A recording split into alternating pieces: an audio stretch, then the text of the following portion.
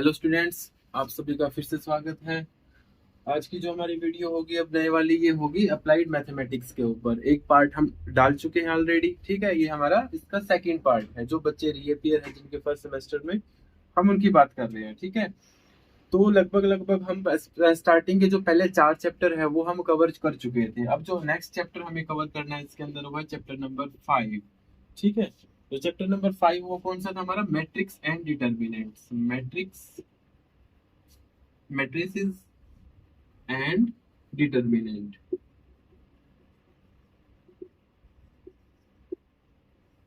यहां से सबसे ज्यादा वेटेज आपके पेपर के अंदर रहने वाली है। कम से कम ये चैप्टर आपका 12 प्लस नंबर मार्क्स का आएगा, तो इस चैप्टर को आप जरूर से भी जरूर तैयार करो। 12 नंबर का तो हर हाल में यहाँ से आ ही जाएगा, ठीक है।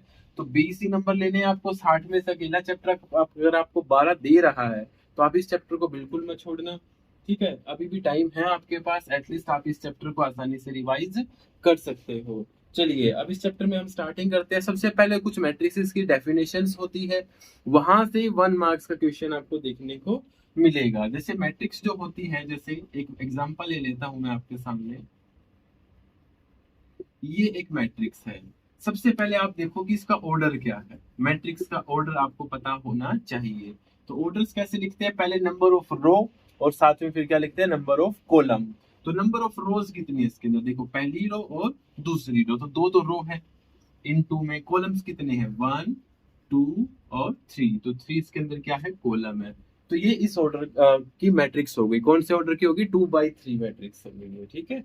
तो इस प्रकार से इसको हम एक रेक्टेंगल मैट्रिक्स भी होगी। कैसी मैट्रिक्स होगी? रेक्टेंगल। जैसे रेक्टेंगल आप पता होगा का क्या कैसी शेप होती है, जिसमें लेंथ और ब्रेड्थ होती है, तो दोनों अलग अलग होती है। ऐसी मैट्रिक्स जिसमें नंबर ऑफ रो और नंबर ऑफ कॉलम अलग अलग हो, वो तो किस में आएगी?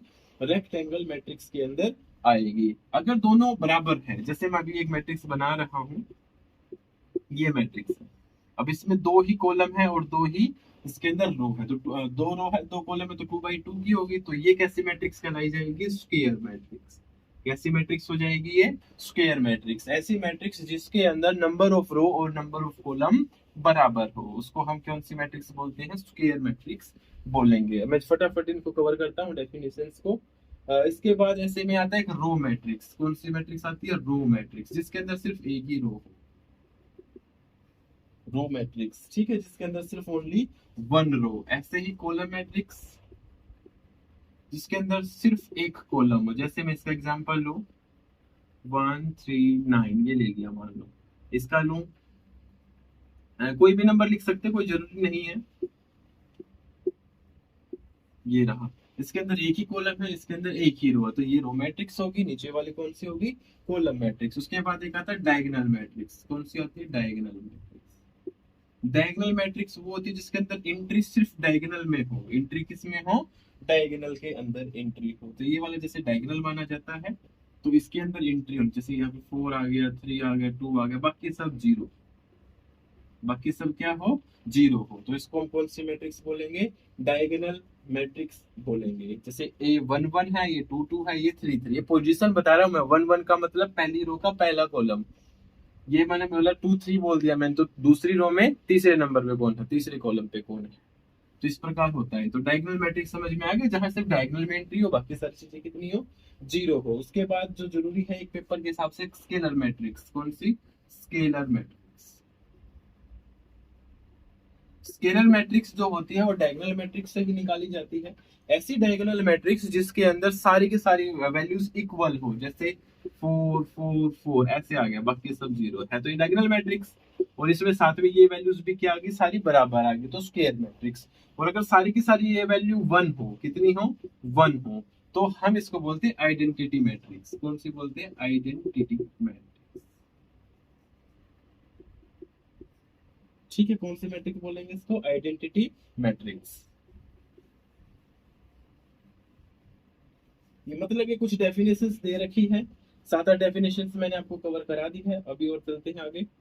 एक जीरो मैट्रिक्स किसको बोलते हैं? कौन सी? जीरो, जिसके अंदर सारी की सारी वैल्यूज कितनी हो? जीरो हो। जीरो जीरो जीरो हो, बस जीरो मैट्रिक्स हो जाएगी, ठीक है। उसके बाद एक अपर ट्रायंगल और एक लोअर ट्रायंगल। तो जो डायगोनल बताया था ना मैंने अभी, डायगोनल मैट्रिक्स ये वाली एंट्रीज होती है, जैसे 2 3 5। अगर ऊपर वाली भरी हो इसमें, नीचे वाली जीरो, अब ऊपर वाली भरी हुई तो अपर, नीचे वाली भरी हुई तो लोअर ट्रायंगुलर मैट्रिक्स हो जाएंगी वो। ठीक है। अब इसके अंदर से जो क्वेश्चन आ सकता है, एक तो एडिशन मैट्रिक्स का ऐड कैसे करते हैं, सब्ट्रैक्शन करते कैसे करते हैं, या फिर कोई वैल्यूज निकालने का टाइप क्वेश्चन आ सकता है। जैसे मैं भी आपको लिख के दिखा रहा हूँ एक क्वेश्चन। एक तो कंस्ट्रक्ट ए मैट्रिक्स का क्वेश्चन याद रखें। कौन सा? कंस्ट्रक्ट ए मैट्रिक्स।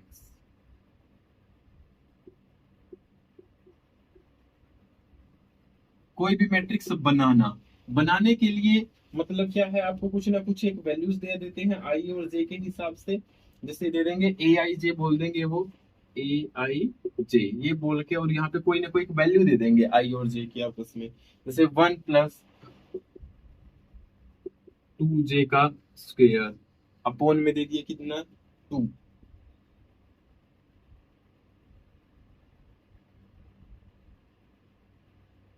एक सेकंड लिखना चाहिए।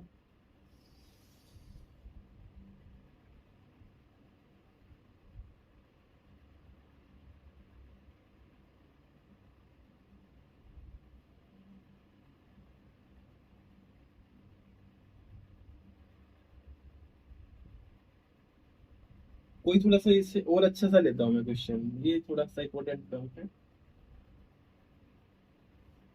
हाँ ये मिल गया। 1 - i- कर लो, जिसमें दोनों हो वो ले लेता हूँ मैं।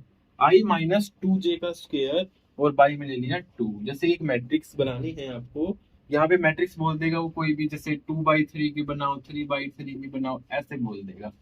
आई तो डिनोट करता है रोज को, और जे डिनोट करता है किसको? कॉलम को। ठीक है। अब आप यहाँ पे देखो, रोज कितनी होंगी टोटल 2, और कॉलम कितने आएंगे टोटल 3। तो क्या आएगा इसमें? पहली रो में A11 आएगा, फिर A12 आएगा, और फिर A13 आएगा, फिर A21 आएगा, A22 आएगा, और A23 आएगा। तो ये टोटल ये वैल्यूज बनेंगी इसके अंदर। ये वैल्यूज आपको फाइंड आउट करनी है इसकी हेल्प से। फॉर एग्जाम्पल जैसे मैं ए की निकाल के दिखाता हूँ, A12 निकालना है आपको। A12 तो आई की वैल्यू 1 है और जे की वैल्यू 2 है। अब यहाँ पे उन वैल्यूज को क्या कर देंगे? पुट कर देंगे। ठीक है। ऐसे आई की जगह मैंने 1 रख दिया, और जे की जगह मैंने जो यहाँ लिखा हुआ था 2 रख दिया। ठीक है। तो 2 × 2 कितना हो जाएगा? 4। 1 - 4 -3 का स्क्वायर 9/2। जैसे ये वैल्यूज निकल के आगे कितनी? 9/2। ऐसे ही आप ये सारी वैल्यूज निकालो और मैट्रिक्स के अंदर रख दो, बस मैट्रिक्स तैयार होगी। ठीक है। तो लगभग लगभग आप 2 क्वेश्चंस ऐसे की प्रैक्टिस जरूर कर लेना। ठीक है। उसके बाद एक मल्टीप्लाई करना और सीख लो कि मैट्रिक्स में मल्टीप्लाई कैसे करते हैं और जोड़ कैसे करते हैं। 2 क्वेश्चन और बताऊंगा मैट्रिक्स से बस। ठीक है। इन्हीं से आपका पेपर में कोई ना कोई मिल जाएगा।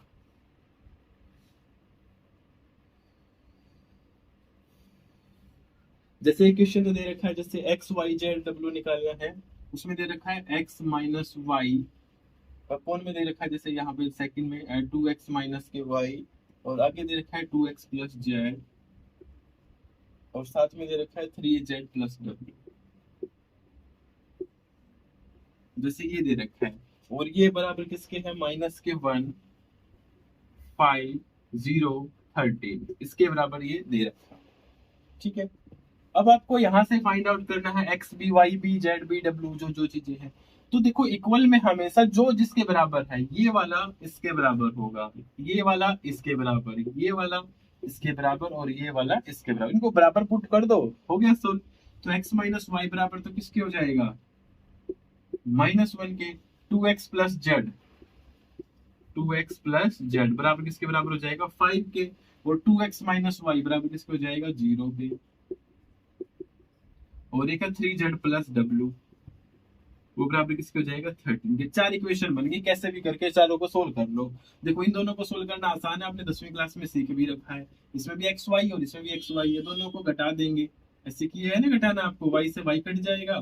तो 2x में से x का कितना? -के x बराबर कितने? -1। तो x की वैल्यू कितनी आ गई? 1 आ गई। x की वैल्यू 1 या तो इसमें पुट कर दो, उसमें पुट कर देते तो 1 - y बराबर -1, तो -y बराबर -1 बराबर 2। तो y की वैल्यू कितनी आ गई? 2 आ गई। ये वैल्यू इसमें रखना शुरू कर दो। x की वैल्यू 1 यहाँ रखेंगे तो z की वैल्यू आ जाएगी कितनी? 3। और उसके बाद z की वैल्यू यहाँ रखेंगे तो y w की वैल्यू कितनी आ जाएगी? 4। तो आगे सारी की सारी वैल्यूज खत्म क्वेश्चन। तो इस टाइप का क्वेश्चन एक तो ये याद रखें। इसके अलावा फिर मैं एक मल्टीप्लाई वाला क्वेश्चन और बता देता हूँ, वो भी काफी इंपॉर्टेंट हो जाता है। बाकी तो जमा घटा गुना भाग है मैट्रिक्स में, बड़े सिंपल सा होता है। ठीक है, मैं फिलहाल उनमें से भी इंपोर्टेंट छाट रहा हूँ।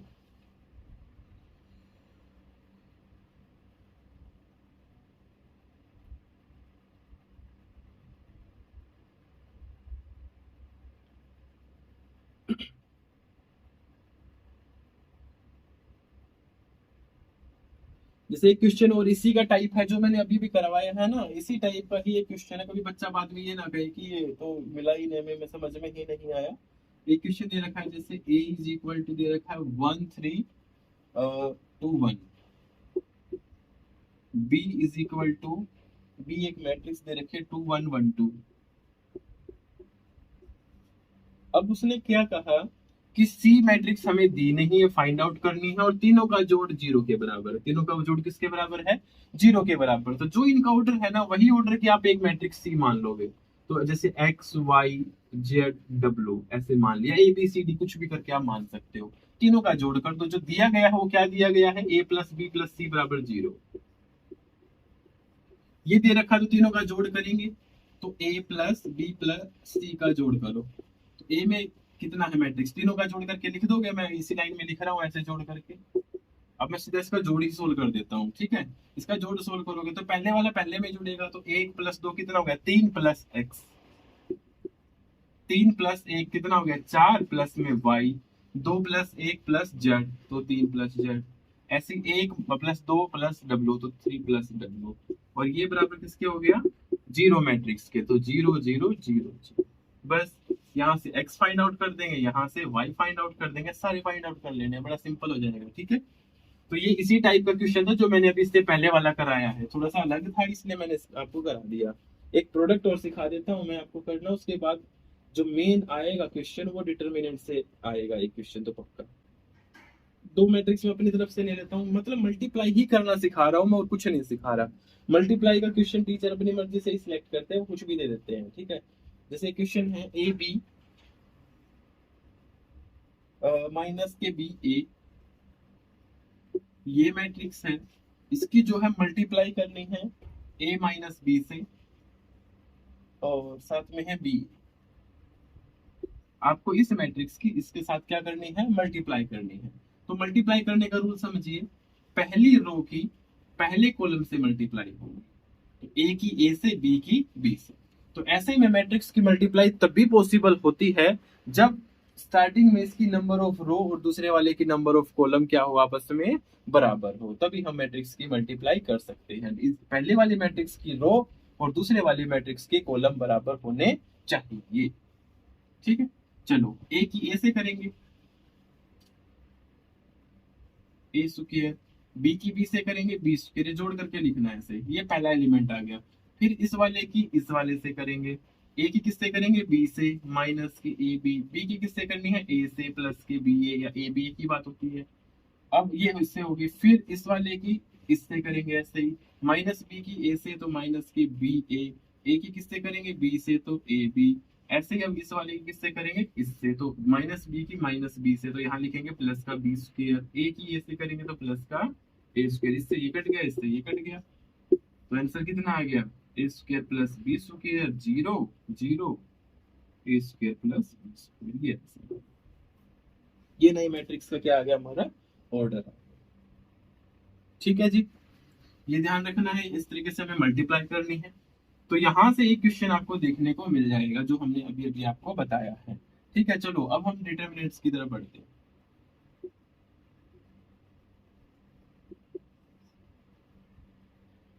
ये भी मैं चेक कर लेता हूँ मैट्रिक्स में कोई और नई चीज तो नहीं बची है आप लोगों के लिए, बस इतना ही कर लेना। चलिए अब नेक्स्ट करते हैं डिटरमिनेंट की तरफ। वैसे तो इसमें सिमेट्रिक्स किस मैट्रिक्स भी है, वो शायद ना आए पेपर में, तो हम डिटरमिनेंट करते हैं। चलिए देखिए, इसमें डिटरमिनेंट के अंदर दो चीजें हैं। एक तो लैपलेस मेथड है,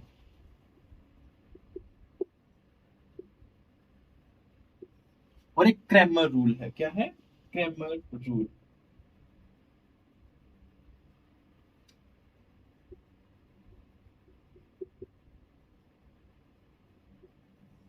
भाई दोनों में से 100% एक तो आएगा ही आएगा। ज्यादातर चांसेस 70% चांसेस क्रैमर रूल के हैं।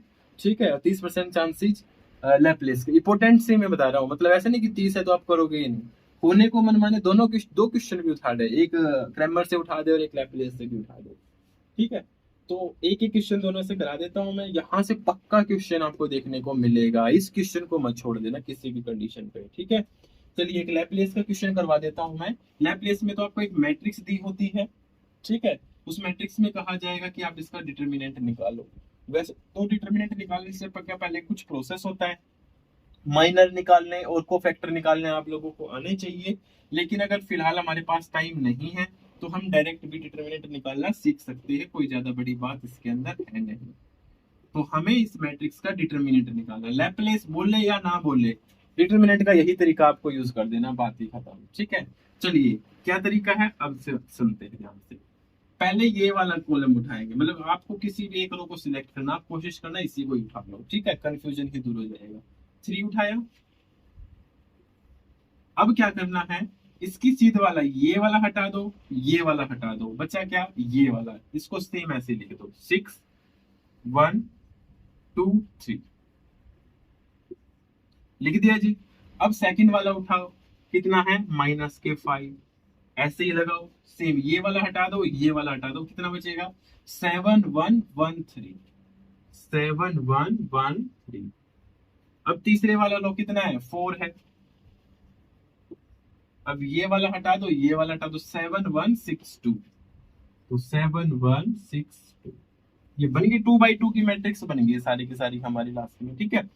एक चीज का और ध्यान रखिए, जो ये वाला है ना, अब इनकी पोजीशन देखनी होती है। वैसे इसकी पोजीशन क्या थी, A11, क्या पोजीशन थी इसकी 1 1, इनका जोड़ करके देखो 1 और 1 कितना आया 2, अगर जोड़ आए इवन तो लेना है पॉजिटिव, अगर जोड़ नेगेटिव आए तो एक माइनस अपनी तरफ से लगा देना है। जैसे इसका जोड़ करेंगे तो कितना आता है A12, 1 2 का जोड़ कितना हो गया 1 और 2 3 हो गया ना, ओड में चला गया, तो इसका मतलब इसको नेगेटिव कर देना, पहले नेगेटिव था अब मतलब चेंज करके पॉजिटिव कर देना है। वैसे रट्टा भी मार सकते हो कि ये वाला पॉजिटिव आता है, ये वाला नेगेटिव और ये वाला पॉजिटिव, मतलब सीधा सा कि जो सेकंड नंबर पे लिखा जाएगा उसका आपको एक बार सिंबल बदलना है, ऐसे भी याद कर सकते हो, ठीक है। ये 3 by 3 मैट्रिक्स का बता रहा हूँ मैं, 3 by 3 में डिटर्मिनेंट कैसे निकालना है। अब 2 by 2 में कैसे डिटर्मिनेंट निकालते हैं वो भी इसी के अंदर आ जाएगा, ये भी 2 by 2 की बनी हुआ है ना पहले से।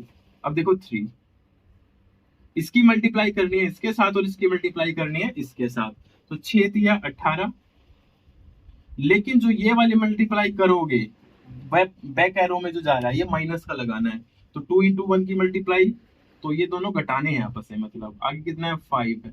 अब सेम इधर 7 या 21, एक एकम एक ही घटाना है बस, +4।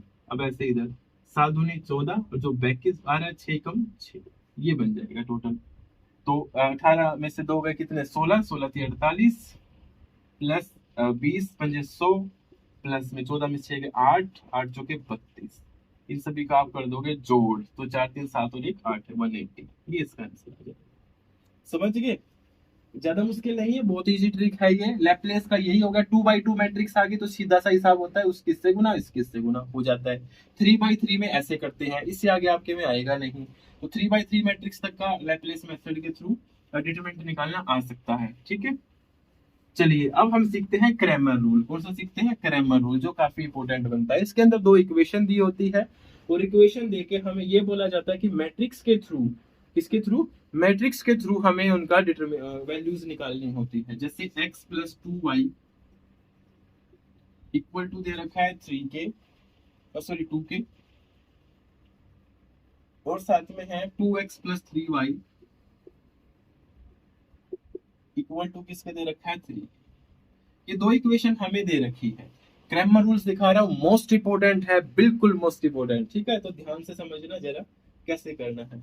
इसके अंदर हम 3 मैट्रिक्स लेते हैं, एक को हम डेल्टा 1 डेल्टा 2 ऐसे डिफाइन करते हैं। तो पहली मैट्रिक्स कहां से लेंगे, तो पहली मैट्रिक्स लेने के लिए आप क्या करोगे, इस वाले को हटा दो पीछे वाले को, ठीक है। दोनों के कोफिशिएंट देखो 1 2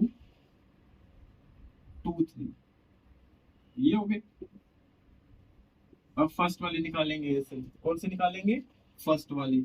अब इसके अंदर क्या करो, ये वाला हटा दो, ये 2 बच गए, लोग के क्या बचे 2 2 3 3। अब ये वाला हटा दो, इसमें डस्टर रख दिया। सबसे अच्छा तरीका मैं दोबारा से बताता हूँ आपको, इसी का ही बता रहा हूँ, टेंशन ना लो, क्योंकि बच्चे कई बार पजल हो जाओ। स्टार्टिंग से ही शुरू करो, इस वाले को हटाओ सबसे पहले, ठीक है, अब आसान रहेगा। इसको आप डेल्टा वन बोलो, तो 2 2 3। इसके बाद अब आप डेल्टा टू लोगे, ये एक्स है डेल्टा वन। अब वाई को हटा दिया, अब देखो इधर से क्या दिख रहा है, 1 और 2, यहाँ से 2 और 3। अब तीसरे वाली लेनी है, अब इसको हटा,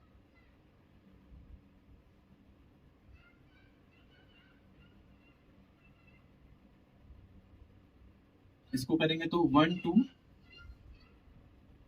और ये कितना है 2 3। ये तीन इस तरीके से हमने वैल्यूज ले लेनी है अलग अलग, एक बार इसको छोड़ के, एक बार इसको छोड़ के, और एक बार इसको छोड़ के, हो गए।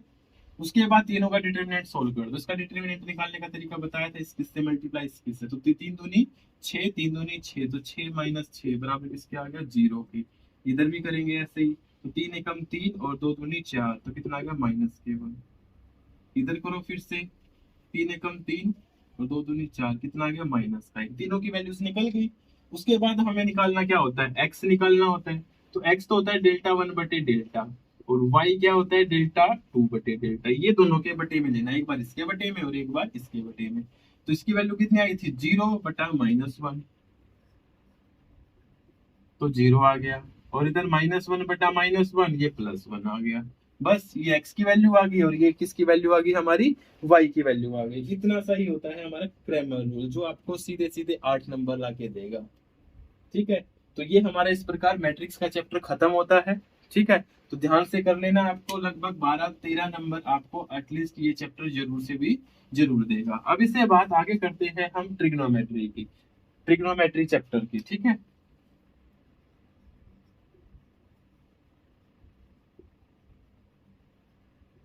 ट्रिग्नोमेट्री के अंदर आपको क्या क्या याद रखना है। सबसे पहले ट्रिग्नोमेट्री के अंदर आपको एक तो एंगल को रेडियन में चेंज करना आना चाहिए। एंगल को किस में चेंज करना, रेडियन में चेंज करना आना चाहिए। जो भी एंगल आपको दिया होता है, फॉर एग्जांपल 60 डिग्री है, रेडियन में चेंज करना है तो पाई/180 से मल्टीप्लाई कर दो, इससे कट जाएगा तो पाई/3। ये किस में कन्वर्ट हो गया, रेडियन में कन्वर्ट हो गया। यहाँ से आपको एक नंबर मिल सकता है। इसके अलावा जो आपने 10वीं क्लास के अंदर एक टेबल याद करी थी, याद है किसको, एंगल्स की, भाई साइन 45 की वैल्यू कितनी होती है, कोस 60 की वैल्यू कितनी होती है, कुछ कुछ याद होगा सबको।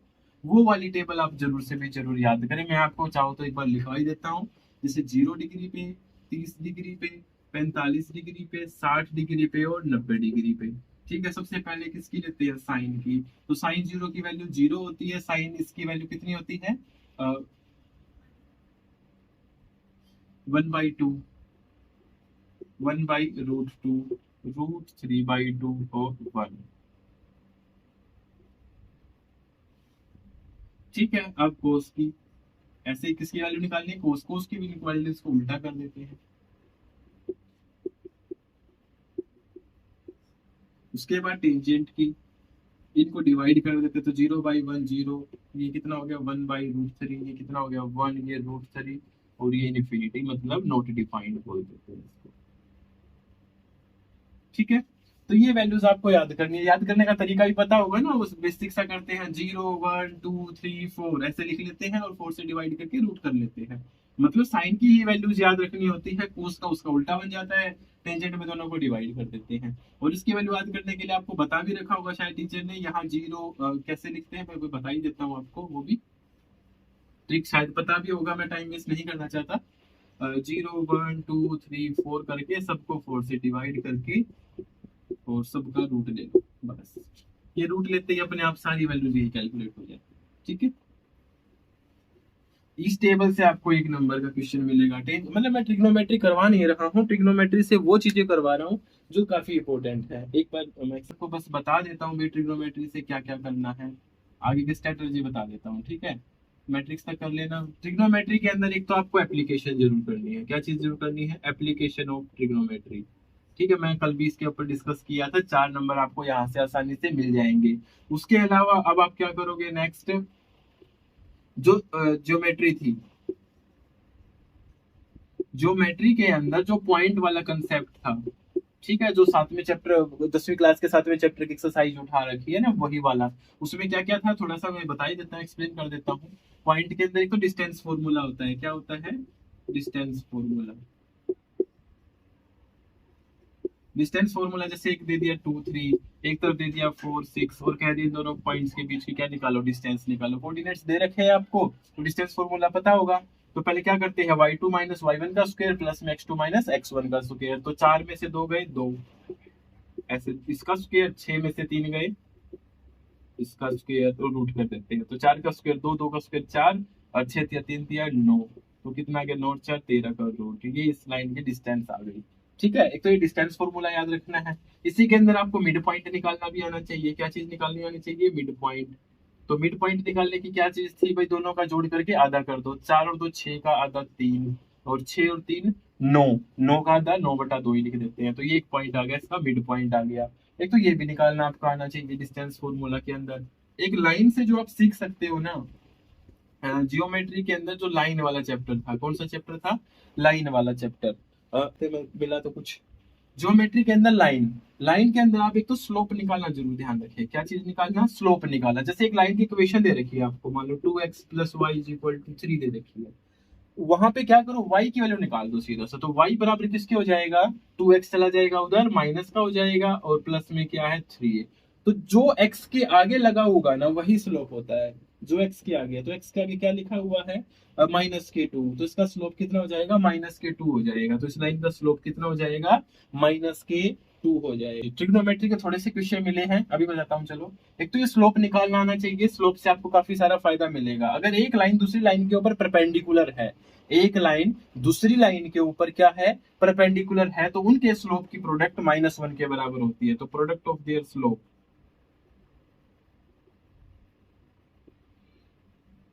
बराबर किसकी होती है? -1 की। यहां से जरूर क्वेश्चन 100% एक क्वेश्चन जरूर मिलेगा। तो स्लोप निकालने का मिलेगा, या फिर ये मिलेगा कब? जब लाइन परपेंडिकुलर हो। एक लाइन दूसरी लाइन के ऊपर अगर परपेंडिकुलर है, तो उनके स्लोप में कितने का फर्क मिलता है? उनकी प्रोडक्ट किसके बराबर होती है? -1 के बराबर होती है।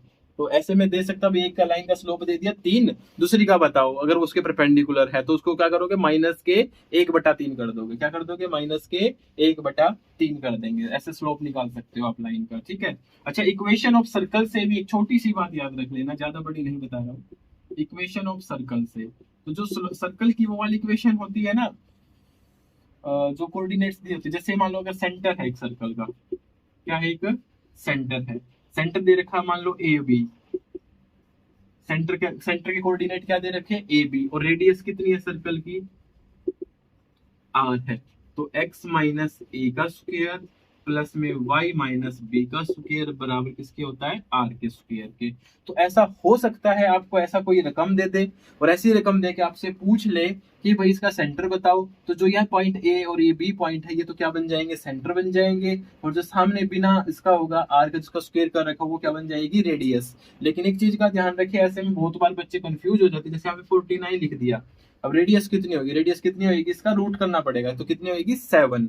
इस चीज का जरूर ध्यान रखें। अब ट्रिग्नोमेट्री से कौन सा क्वेश्चन करना है मैं आपको बता देता हूँ। ये आपकी बुक में एक पेज है मेरे पास, 124 पेज पे, क्वेश्चन नंबर 10वां, पेज नंबर 124 पे क्वेश्चन नंबर 10। उसे कुछ पार्ट्स दे रखे हैं, उन पार्ट्स को आप जरूर से भी जरूर तैयार करें। ठीक है। उस पार्ट्स के अंदर दे रखा है, जैसे sin 10 sin 50 और sin 70 की वैल्यू बराबर 1/8 के है। ठीक है। तो क्या है यहाँ पे? sin 10 sin 50 और sin 70, इसकी वैल्यू 1/8 के बराबर है।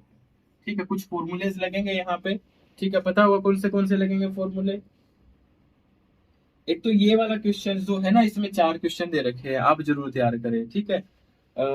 इसके अलावा बताता हूँ मैं एक बार, पहले देखते हैं और। हाँ जी, एक ये पेज नंबर आपका बुक का है 111 नंबर, पेज नंबर 111 पे, पेज नंबर 111 पे जो क्वेश्चन नंबर है आपका, तैयार करने के लिए 8वां क्वेश्चन जरूर तैयार करके जाना है। 8वां क्वेश्चन जरूर से भी जरूर आपको ये भी तैयार करना है। ठीक है। एक क्वेश्चन ये है, वो क्वेश्चन में लिख देता हूँ कैसा है। जैसे टेंजेंट 9a माइनस के टेंजेंट 5a उसके बाद माइनस के टेंजेंट 4a, ये इक्वल है टेंजेंट 4a टेंजेंट 5a और टेंजेंट 9a, इसके बराबर ये वाला क्वेश्चन। ठीक है, तो ये दो क्वेश्चन आपको जरूर से जरूर तैयार करने हैं। चलो मैं दोनों को करा ही देता हूँ एक बार, अभी तो टाइम है इतना, तो हमारे पास दो क्वेश्चन मैं ही करा देता हूँ आपको। ठीक है, पहले जैसे मान लो ये क्वेश्चन ले लिया हमने, तो इसमें देखो 5 और 4 का जोड़ 9 के बराबर हो रहा है ना, 5 और 4 का जोड़ बराबर किसके हो रहा है, 9 के। तो मैं एक बार यहाँ ये लिखता हूँ 5a प्लस 4a बराबर किसके हो रहा है, 9 के। दोनों तरफ टेंजेंट लगा दो, तो दोनों तरफ टेंजेंट लगाएंगे तो टेंजेंट 5a प्लस में 4a बराबर किसके हो जाएगा, टेंजेंट 9a के बराबर। यहाँ टेंजेंट a प्लस b का फॉर्मूला आपको लगाना पड़ेगा। वो क्या होता है, टेंजेंट a प्लस में टेंजेंट b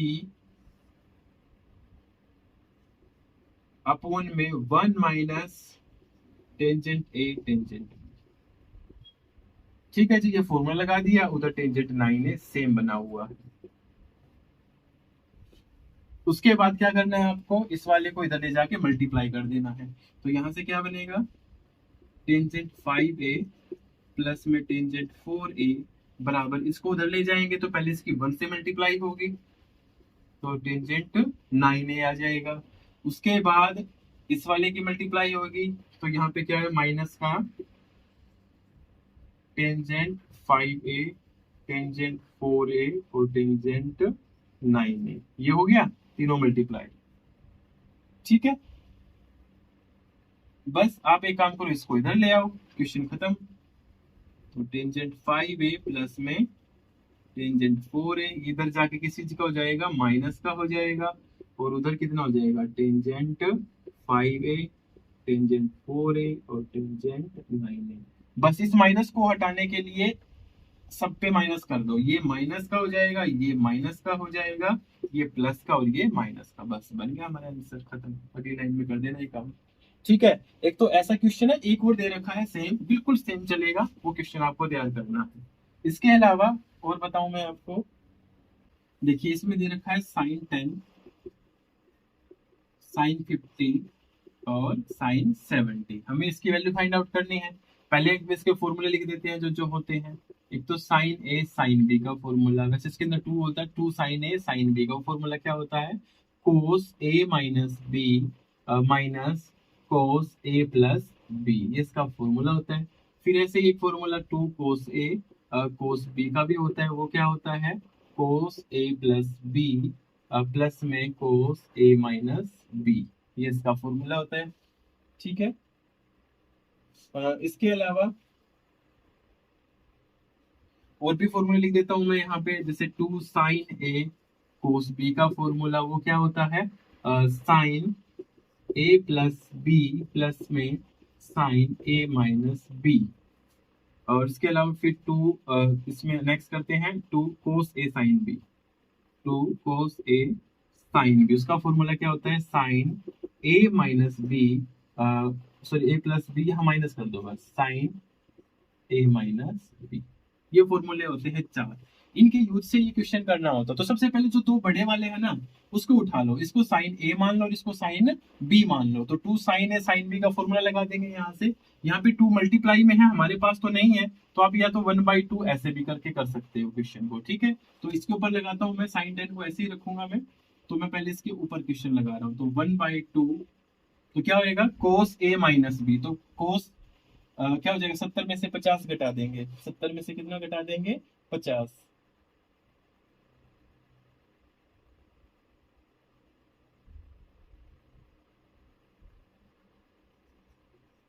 तो कोस कितना हो जाएगा, 20। एक सेकेंड, हाँ जी, चलिए तो कोस 20 हो गया। उसके बाद माइनस, अब क्या है, कोस ए प्लस बी है, तो कोस क्या है, ए प्लस बी, 70 प्लस 50 कितना हो गया, 120। और साथ में साइन 10 तो दे ही रखा, तो इसको आप आगे भी रख सकते हो पीछे भी रख सकते हो, इससे कोई फर्क पड़ता नहीं है। ठीक है, अब कोस 120 की वैल्यू हमें पता है, तो हम कोस 120 की वैल्यू यहाँ पे पुट अप कर देंगे। तो कोस 120 की वैल्यू कैसे निकालेंगे, आप कोस 90 प्लस 30 कर दोगे, इसको क्या कर दोगे, कोस 90 प्लस 30। अब कोस 90 प्लस थीटा क्या होता है, ये आपको पता होना चाहिए।